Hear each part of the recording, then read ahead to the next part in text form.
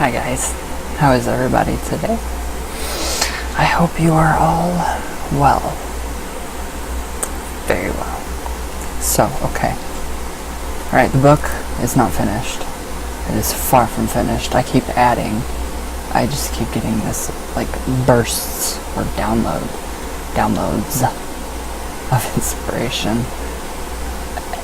And I literally just sit down here at the end of the night and I just start typing, and it's literally like something is typing for me. So it's really kind of exciting. It's neat. So it's going to be really big. Whoever actually edits it and publishes it is going to say, your mind is a complete mess. But that's just, it's going to be amazing.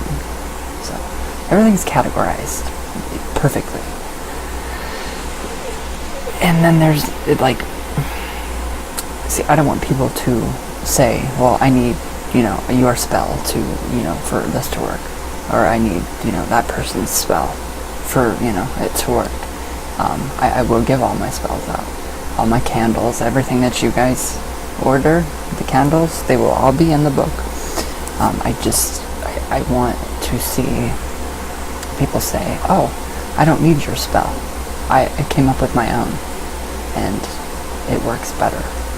That's what my goal is to see, for people to either use my workings or my adaptations of certain workings within those fairyism, within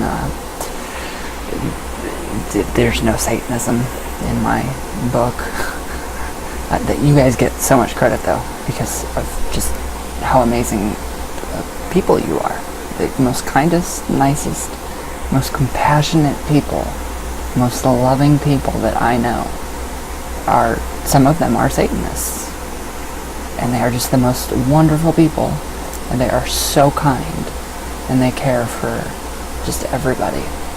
So you guys do get a giant shout out, especially my Wicked Witch in the book. So everything is completely, it's categorized. It makes sense to me. I don't know. Well, I do have somebody that is currently looking over a publisher, an editor. And yeah, I kind of think they think I'm insane. I am, but that's okay. So, hopefully it all works out. Hopefully. I did not get the coffee table PDF version of the book done yesterday. I've had a lot to do. I've been busy. Sorry. So, yeah, I just want people to go through it and see my experiences, and then come up with their own ways of empowerment, all of that good stuff. So if my spells work for you, perfect, great. If they don't, then that's when you get to get really creative and do your own. But I explain everything in very great detail. Literally, there's probably 3 chapters within one chapter, because I go into so much detail about every single step, down to how I feel, how you should feel during a working, creating your atmosphere, all of it. Every little tiny thing I have ever learned in my entire life is on this laptop right now. So far. Within reason. Within traditional craft, or, spell work, spirit communications. A little bit, tiny bit of spirit communications in the book. Not much. That'll be for something later down the line. So, but yeah, I'm excited for the full moon ritual. Chaz, the mask, yes. I have found jewels laying on my floor for some odd reason that will fit perfectly for the third eye. It's so strange. The synchronicities are just very strange. So, alright, I think that's it for the book talk.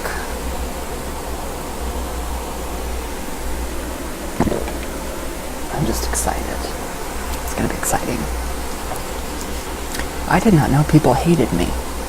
Thank you guys. Seriously, the people that hate me, I love it. It gives me more passion to go on.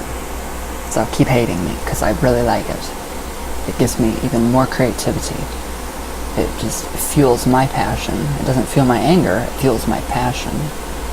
And I get even more creative. So I love it. I love that there is actually negative feedback. I love it. It's just, you need that. I do. Nothing can be perfect, because then there's something wrong. But when the negative people come in, you've done something right. So evidently I have hit a nerve, and I want to continue to hit that nerve. I'm going to continue to hit that nerve. So it just gives me more passion. So anyways, tarot. The pentagrams. I don't want to call them pentacles. I feel stupid. I feel ridiculous calling it a pentacle. A pentacle is not a 5-pointed star. A pentacle is a peak. It's the top of a building. The pinnacle. Pentacle. So I'm going to call them pentagrams. So the pentagrams. The ace. Alright, fine. I'll say them like the book says. If I can get comfortable. There we go. Okay, so Ace of Pentacles. Okay, a hand comes, so I should show you guys. That's the Ace of Pentacles. My book is falling apart even more now. So, alright, a hand comes forth from a cloud. This time it holds a golden pentacle. The lilies of pure thought grow in the garden below. This card represents eternal synthesis, the great whole of the visible universe, the realization of counterbalanced power. Make sense? Duality within nature, within ourselves. Divinatory meanings, keywords to look for when you are reading and this card pops up into your reading. So, the beginning of wealth and material gain. Gold, prosperity, combined with pleasure and beauty. So, good card. Pentacles are of manifestation, of earth. We all know that. I think we all learned that in science class in like 6th grade. Alright, the Two of Pentacles. And here we have a young man in a gay costume dances while he balances 2 pentacles held together by a cord shaped like a figure 8 on its side, the cosmic lemonsgate of eternal life. The ships behind him are tossed on the high seas. So, okay. We have, again, the eternity symbol for eternal life in conjunction or connection with the Ouija. You guys seeing that, you know, all those Ouija stations are fake? Lies? There we go. Okay, divinatory meanings. Keywords to look for when the Two of Pentacles pops up in your reading. The ability to juggle 2 situations at one time. Lightheartedness and gaiety. Recreation. Harmony in the midst of change. New projects may be difficult to launch. News and messages in writing. A nature industrious, yet unreliable. Elated and then melancholic. Make sense? So that is the Two of Pentacles. Juggling. Juggling a lot. A lot. You'll stop at once. I feel like the Two of Pentacles right now. The Three of Pentacles. There we go. I'm still going to color all of these in. No, I don't want to ruin the book. I don't know if it's worth anything now. Okay, Three of Pentacles. A nun and a monk. This sounds like the beginning of a joke. So a nun and a monk walk into a bar. No, a nun and a monk watch a sculptor putting the finishing touches on a carving he is doing for the church. Yeah, the church did use the pentagram. The Christian church did use the pentagram, and they still do. especially the Catholic Church. Look closely in their symbolism, especially in the stained glass windows. Dead serious.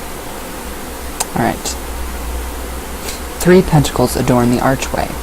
See the sections on numerology and the Kabbalah, and note that 3 is the number of completion. So, divinatory meanings. Keywords to look for when this card appears in your reading.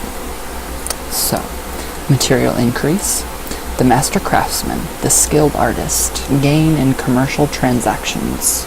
This is the card for members of the Masons and other groups and societies. I see this card as 3 witches coming together and creating something amazing, using the forces of nature in harmony with nature to build something amazing, magical or physical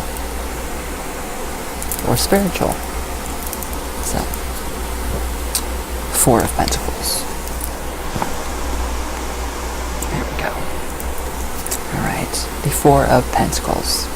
Okay, here is the miser clinging to his gold. So he's pretty much a greedy bastard. He's hanging on tightly to his material possessions. No, I'm kidding.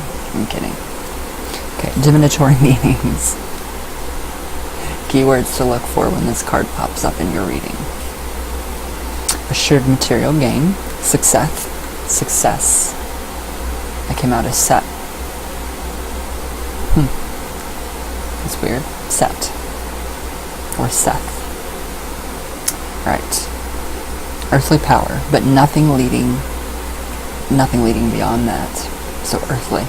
All physical material, mundane, vanity. Gifts, legacy, inheritance. It may indicate a miserly, ungenerous character. So yeah. Somebody that's a penny pincher, a tightwad. You can make coal with the... Never mind. You can make a diamond with this man right here. Alright. 5 of Pentacles. This card always makes me very sad. Very sad. Especially because of the dog. Why is this not? There we go. There. Sorry guys. I cannot. There. I don't know if you guys can see the little doggy down there with them, but it just makes me sad. Okay. Well, what happened to my color? It turned green. Oh, now I turn back. Changing colors. Okay. 5 of Pentacles. A destitute man, woman, pass under a lighted window. There is snow on the ground, and they appear to be in distress. In outer darkness, they have not yet realized the inner light. So, divinatory meanings, keywords to look for when the 5 of Pentacles pop up in your reading. I don't like these keywords, so make sure you use your gut and consult the cards surrounding, just to make sure. So, keywords: unemployment, destitution, loss of home, loneliness, lovers unable to find a meeting place, affinities discovered through similar troubles, dark night of the soul. Have you guys ever went through a dark night of the soul? It's terrible. It is the worst thing ever. I'm trying to clean my mouth up. It's really hard. Dark Night of the Soul sucks. It's terrible. It is a it's very good for inner shadow work. To transform those demons into light within yourself. So that is a card of transformation for me. So it could be looked at as a better card. So if it would be reversed to me, it would mean the spirits are, or my deities, God, Spirit, Source, are putting more emphasis on that.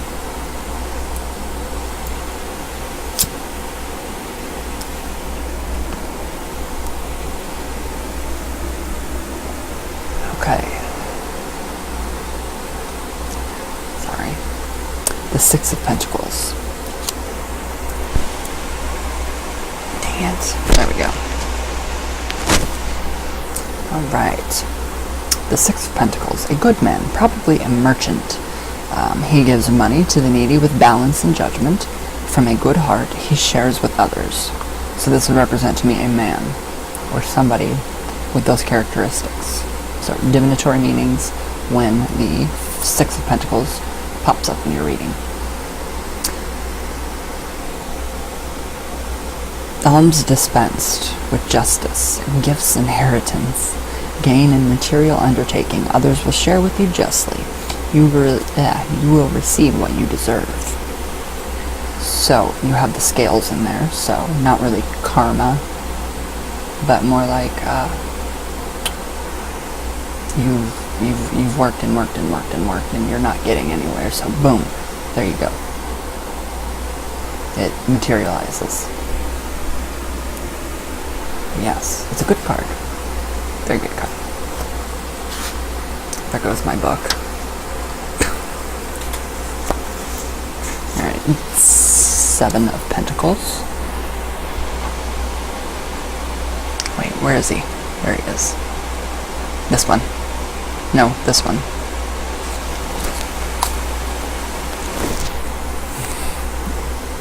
Alright. Wait, now I'm reading the Eight of Pentacles, the Seven of Pentacles.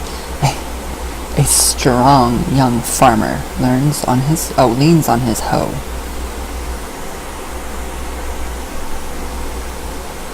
And gazes at the pentacles growing on the vine at his right.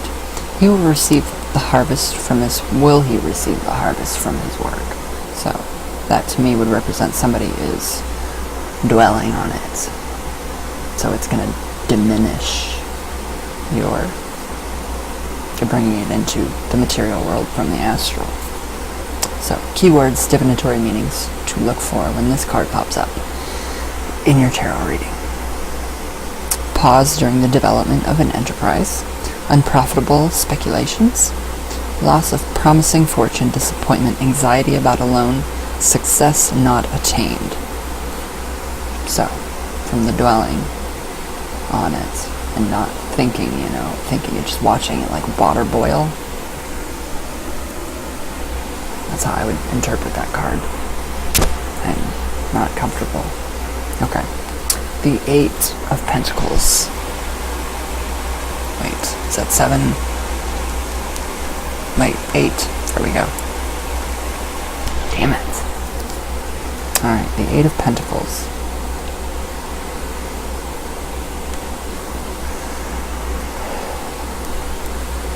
Okay.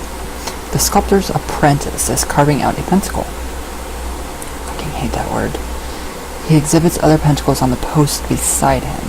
Compare this card with the Three of Pentacles, in which the sculptor has become a mature artist and receives his reward.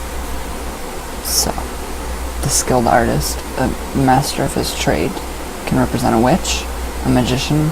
That's how I see that card. So, divinatory meanings, keywords to look for when this card pops up in your reading. Learning a trade or profession, the beginning of a profitable undertaking, employment or commission to come, skill in material affairs, handiwork and the arts, magical arts, sometimes remaining only in the apprenticeship stage. So, you guys get that, right?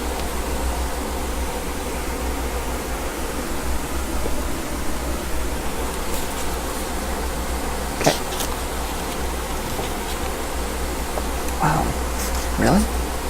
I'm almost done with the tarot series? Okay. Nine of Pentacles. Here she is. No. Where's my other finger? This one.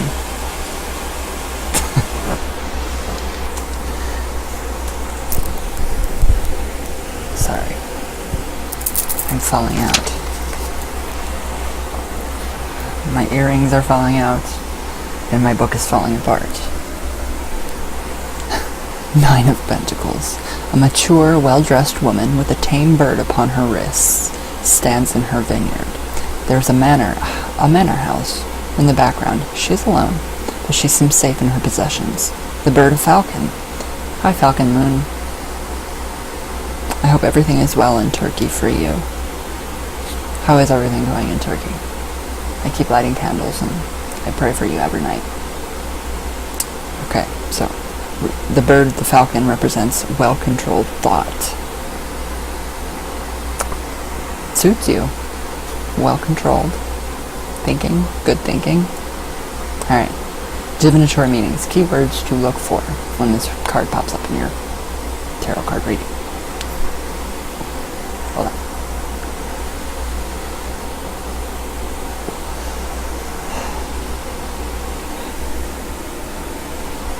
Okay.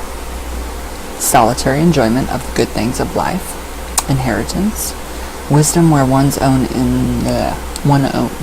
interests lie. A person and a green thumb. Material well-being. Caution. Be prudent. Great love of gardens and home.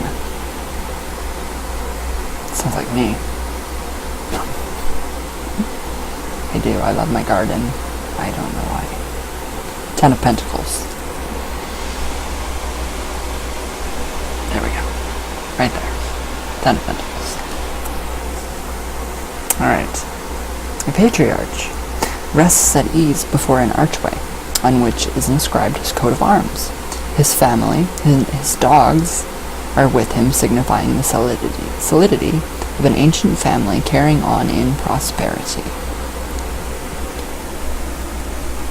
I love the dogs. They're cute. So, divinatory meanings. When this card, the 10 of Pentacles, pops up in your reading. So, riches, inheritance, attention to family matters, interests in one's own ancestral tree, a problem concerning a will or pension. It may refer to the acquiring of a house or a business property. Very good card. I like that card.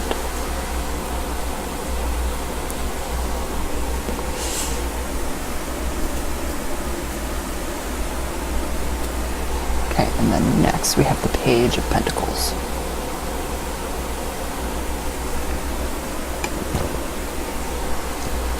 There he is, or she. Alright. A prince or princess stands in a field and gazes at the pentacle that seems to float in the air before him, or her. Although the pentacles are the cards of money and earthly things, this page is still a student, careful and diligent. Choose this card for a boy or girl with black hair and eyes, and a swarthy complexion. So, divinatory meanings, keywords to look for when the Page of Pentacles pops up in your reading. Respect for learning and new ideas. A scholar, a typical introvert. Okay. Thought something was falling.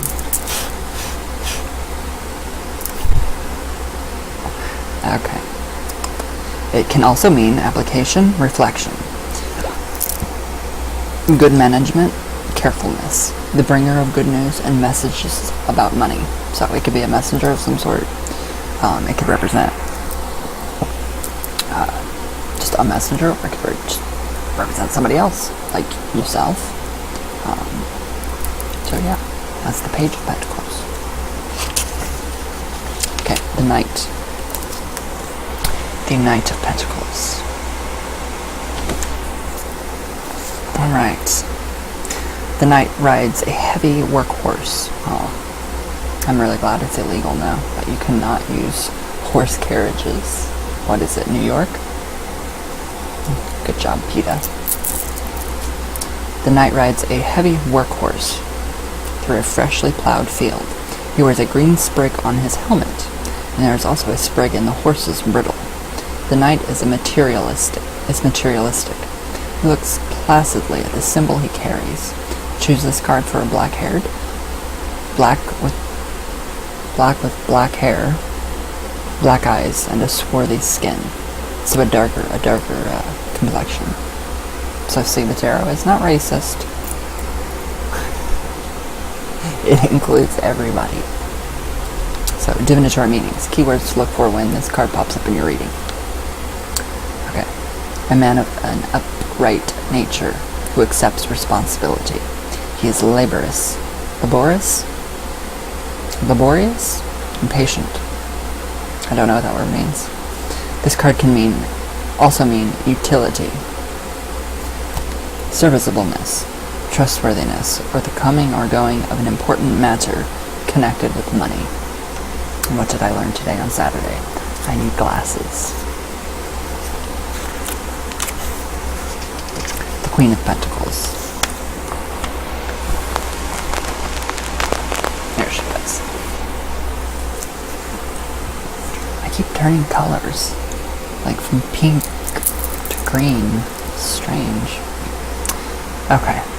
Here is the Queen of Fertility, seated on a throne with goat head arms.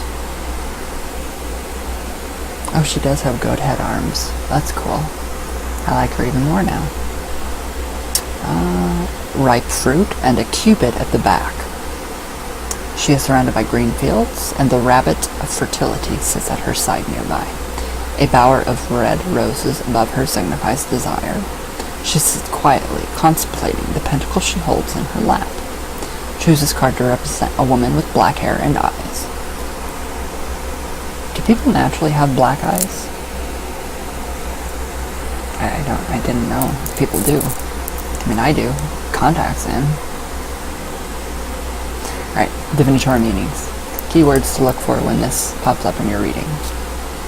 Alright, this is a woman who is the Earth Mother, generous with her gifts. She is rich but charitable, a truly noble soul, a creator on the physical plane. Other meanings are opulence, security, trust of those around one, at times melancholy or moody, good use of practical talents. I see that as Mother Earth, a goddess of some sorts. So, we have the King of Pentacles. There we go. I keep changing colors. There, I'm back to my natural hair color at least. Alright. Yeah, I do need glasses, you guys. The king holds a scepter to represent his power. In the other hand, he holds a pentacle.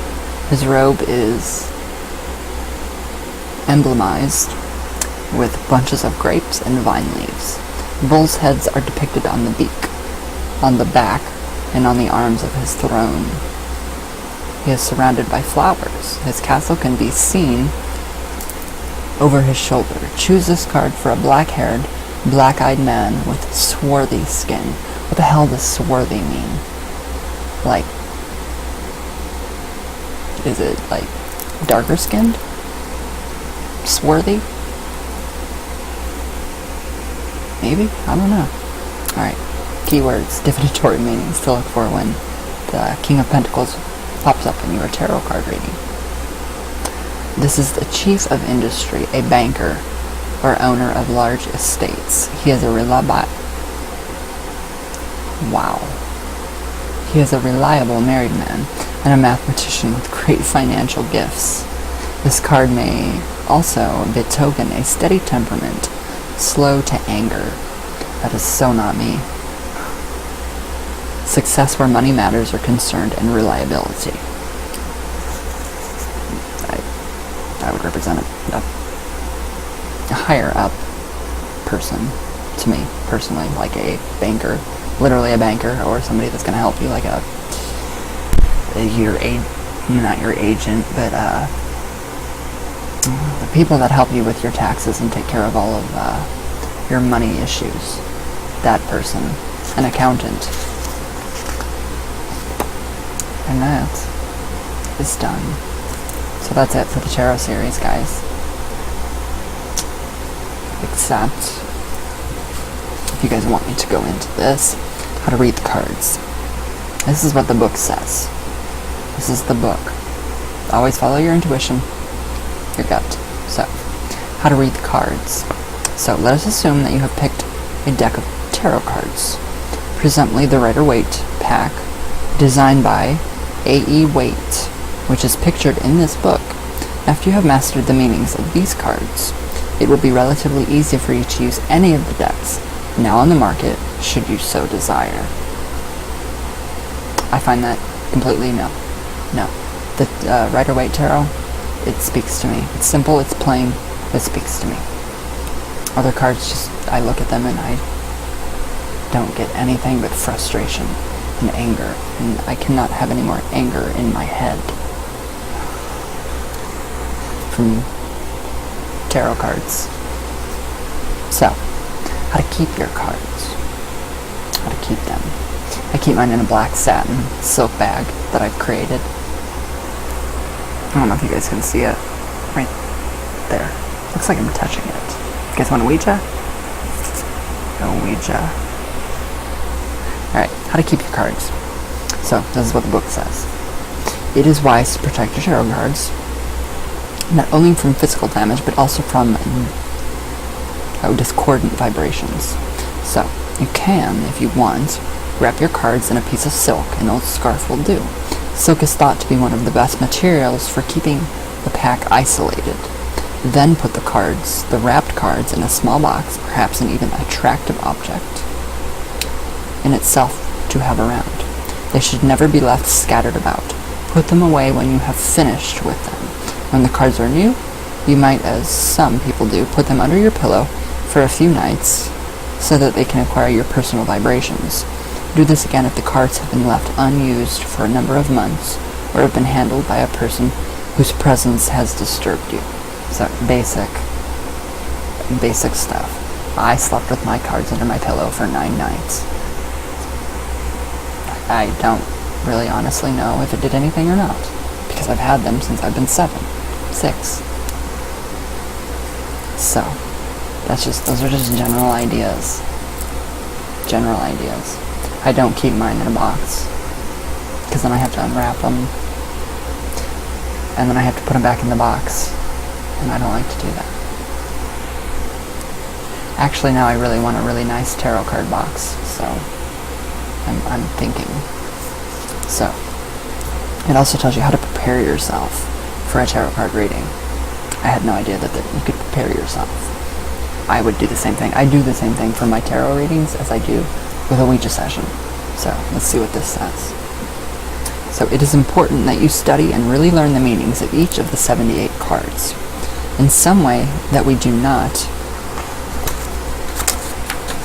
understand. Your subconscious mind seems to direct the shuffling, but can do this correctly only after you have implanted the meaning of each card in your memory. Before you try to read for a friend, also familiarize yourself with the method of laying out the cards that you have decided to use. Half-learned meanings will result in half-correct answers. Use your gut. Use your gut always.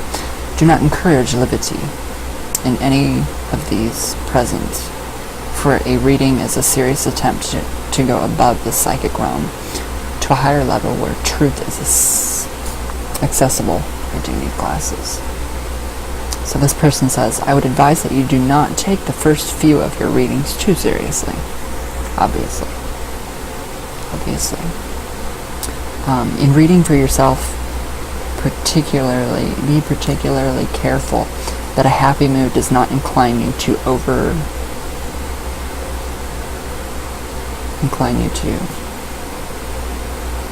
overacity interpretations. Likewise, if you are blue and discouraged, be sure to check how much your mood is affecting your readings. Like me, I cannot read for myself. I will lay the cards out and get what I want, what I'm thinking. I hate it. So, yeah. It basically, she is saying, I hope it's a she, Eden Gray? Yeah, I think so.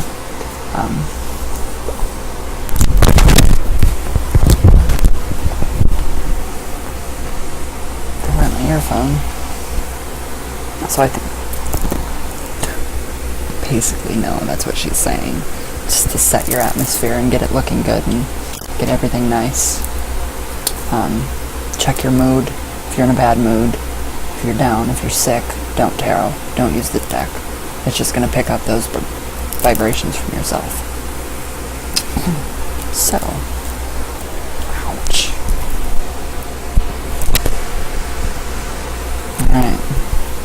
Alright, they even give shuffling and laying out the cards. Do you guys want to know that too? Does anybody have this book? Does anybody remember On Cue? The store, the music store? Or Orbits? That's where those came from. Okay. So this person also gives suggestions on shuffling and laying out the cards. So, you should have no doubt. Okay, you have no doubt noticed that the recurrent term reversed under the divinatory meanings for each card. This, of course, means upside down. A card in this position usually yields the opposite meaning to that of the card when right side up. I do not believe that. If you are going to be shuffle by riffling, then hold the cards so that the tops in each hand face each other. In this way will be well mixed. With a proximity, have the cards facing in opposite directions. As they are shuffled again and again for each reading, they will become very well mixed. I don't read reversed, so if you guys do, go ahead and do that. But I don't. It just does not. I don't like it. But like I told you, if it does pop up reversed, which they never do, sometimes they do, it's just the spirit. It's putting more emphasis on that card. I don't see it as necessarily negative at all. Okay, so you are called the reader, and the person for whom you are reading is the querent. Before any shuffling is done, choose a court card that corresponds to the age and coloring of the person that you are reading for. For example, choose a page for boys under 21 and girls. 2, unless they are married, in which case a queen is chosen for them. Select a knight for a young man, a king for a married mature man, a queen for any woman over 21. Look up the descriptions of the court cards and find one that is suitable, but do not, at this stage, attach too much importance to the card chosen. If the querent feels that he or she is the Queen of Wands in temperament, even though her hair is dark, it is quite alright.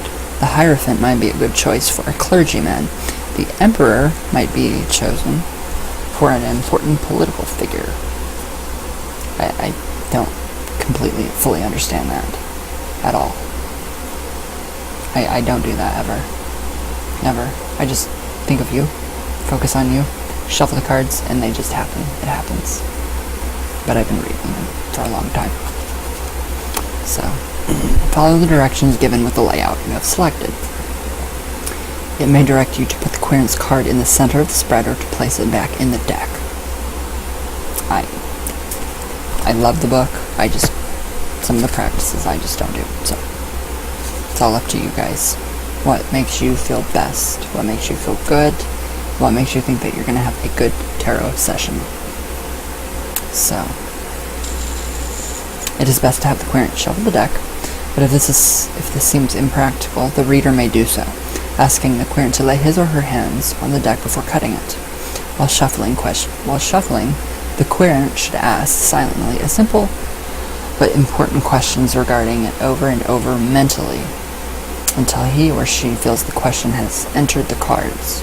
It is best if the reader does not know what the question is, since the knowledge might color his reading unduly.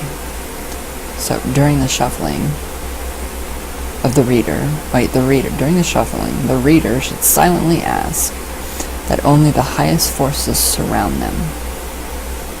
Later, when the reading is nearly finished, the question can be told and the cards then gone over for amplification and verification, validation, all of that. So after shuffling, the querent cuts the cards into 3 piles, with the left hand toward the left, in true gypsy fashion. The reader then picks up the piles with the left hand, starting with the first pile, and they put it down. So, left hand, it goes left to right. That is how you do that in traditional gypsy Romanian witchcraft. So, I wonder how the person got that information, because that's not very known, especially the Romanian part. So yeah, and then it gives you like how to interpret your cards.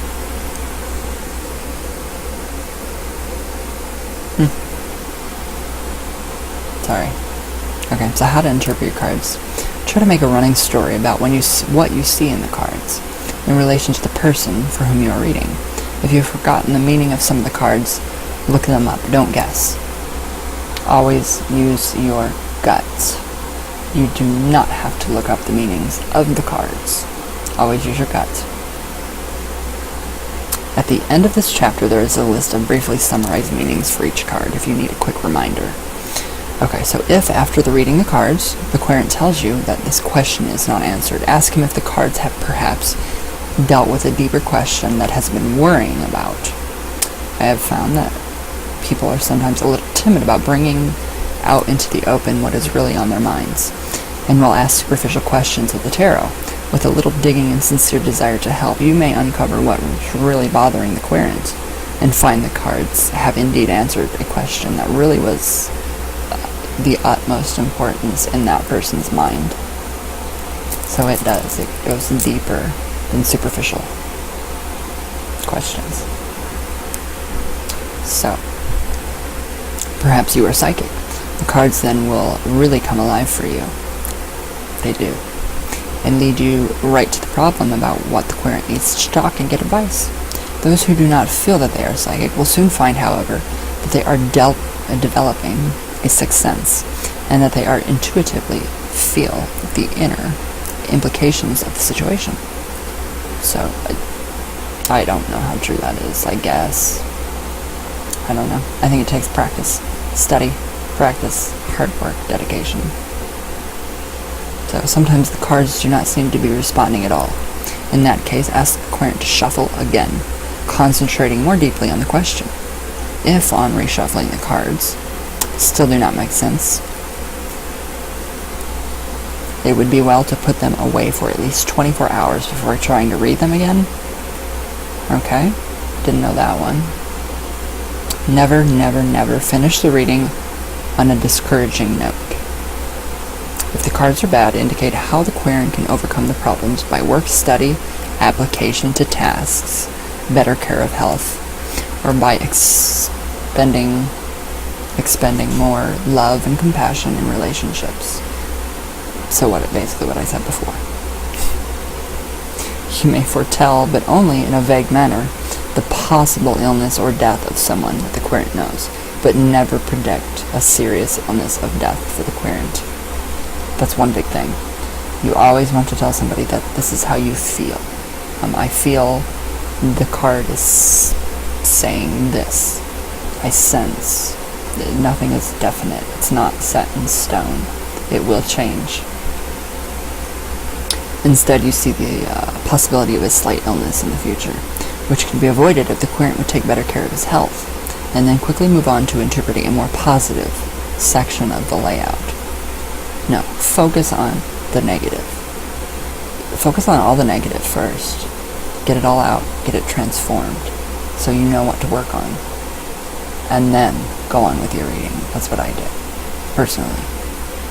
So, reading the tarot is a great responsibility. Yeah, it is.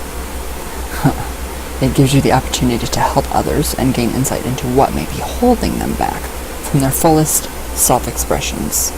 Other people are as sensitive as you are, and are giving a discouraged reading with no hope held out for the future is a cruel and pointless thing to do. Besides, we all have seen seemingly hopeless lives suddenly take remarkable turns for the better. Where there is life, there is always hope. So now you, on your own, to use your new skill with good taste and delicacy. For all its seriousness, the tarot can be fun, so enjoy it. So, and then it goes on to give you the Celtic Cross method, just all the different, the horoscope method, which uses like every freaking card in the entire tarot deck. That one, this one, right there, uses like every single card in the deck. They have so many in here. They even give you the Tree of Life method. I don't know if you guys have ever done that. This is not the Tree of Life method. This is a totally and completely different deck of cards. They're just giving you examples. So yeah, these are different. These are very different. Oh, that's the Egyptian tarot. Yeah, that's the Egyptian tarot. And we have the Hangman, we have the Magician, we have the Tower, and we have the, I don't know, the Moon, maybe? So yeah, that is right here, the Egyptian tarot.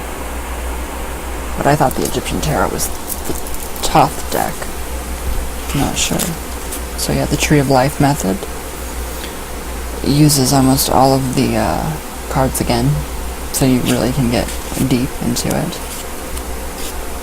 So, the tarot and meditation. Meditate upon the cards. Hold the image in your mind as long as you can. So that would be, what's that called?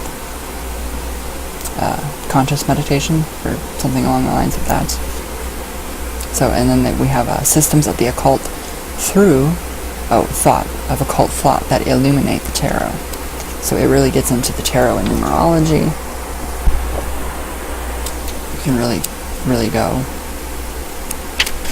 deep with the tarot. The Tree of Life, again, incredibly complicated. Very complicated. I like my very simple readings.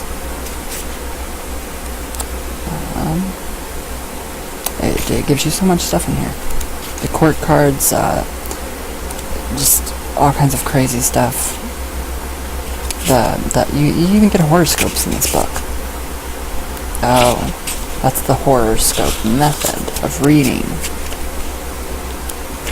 So yeah, you even get the horoscopes, which is crazy. So, if you guys want, get the book, Complete Guide to Tarot by Eden Gray. That is the book that I have had since I was 7. And it literally is falling apart on me. So, very good book. Very handy.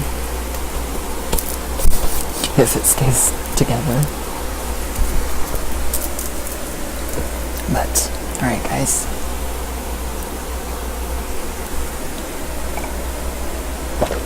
Hopefully that made sense. Just use your intuition. Don't, they have so many books out there, like there's one book on the tarot making sentences out of each card. Like you pick a keyword and then you write it down, and it is just more confusing than anything. So just my advice is go through each card, read the definitions of each card. You don't have to memorize them. You do not have to memorize these. Most of you on my channel are already so open, and your intuition is already incredible, and you guys are smart. All of you are very, very, very smart. Even my younger audience, you guys are more mature and smarter than a lot of adults I know. So use your intuition and let that guide you with the tarot. You can also do, like I did in the first video or the second video, you can do the Ouija session first, and then you can do the tarot, and then you can do the witch's runes, and then you can do the pendulum. You can incorporate all that into your tarot card reading. You can even incorporate, I don't know, bones I don't read bones, so I don't know. If you guys read shells, I have no idea how that works. I don't even want to know, because I don't. I don't need the cards to read for people, so it's just, yeah, that's just how I am. That's how I work. So, I had an interesting conversation last night with somebody. I think it was on here, on a comment, about how when people challenge you, okay, read me, and then they put up a fucking shield, and they block themselves so you can't, and it makes it 20 times harder, and it frustrates you.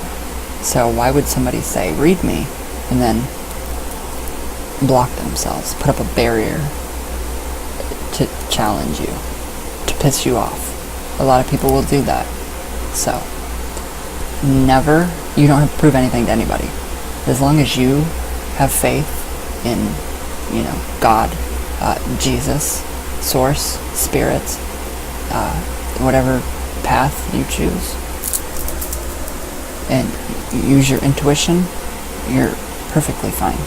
You will be fine. So, unfortunately, you cannot open up a portal to hell with the tarot cards like you can with the Ouija board. So sadly, that's out of the question for that. So go get a Ouija board if you want to open up a portal to hell. No, I'm totally kidding. Totally kidding again. Not even possible. Not possible. So yeah, that's the tarot series. It's done. It's done, so Sundays with Satan will be fun. I have an idea of what deity I'm going to do next. Actually, ancestor veneration just popped into my head. What do you guys think about that? Ancestor veneration? Honoring your ancestors. The importance of our ancestors and the people that came before us to pave the way for what we have now. Our forefathers, all of them, wonderful people that came before us and gave us our freedom and everything that we have now. Maybe that would be a better idea. You guys let me know. You guys. So, alright guys. It is going on an hour video, so I know some of you will love it and some of you will hate it, so thank you either way.